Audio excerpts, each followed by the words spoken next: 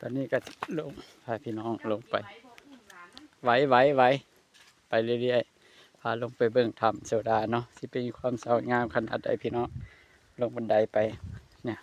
อุ้มหลานไปนำเนาะเนี่ยผมกับหลานพากันลงไปเนาะพี่น้องขอกำลังใจในอยเด้อพี่น้องเอ้ยกระทิดไกลเติบอยู่ดอกเบิ่งแล้วค่อยๆลงไป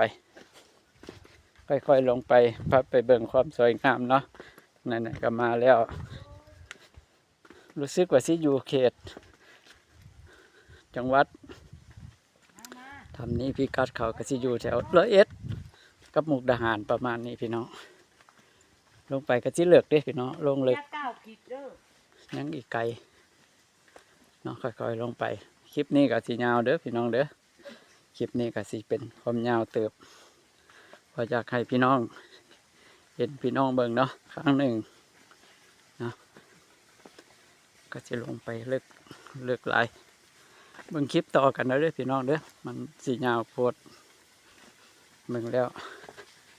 ดูคลิปต่อกันเด้อพี่น้องค่อยลงไปตามลงไปเรื่อยๆระวังลื่นระวังลื่นระวังลื่นค่ะ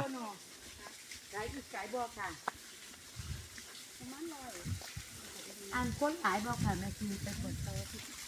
มีแม่หลายบนบอกใช่ไหมจะใส่ถ้าอยากอยู่ไปอยากค่ะสารคามบอกค่ะลงไปไก่เนาะค่ะอยากมาเบิ่งโอ้ยมาไก่คุณแม่ต้องไอ้ม้าหนาฝนแม่ค่อยสวยบอกค่ะก็เป็นหน้าฝนขอบคุณ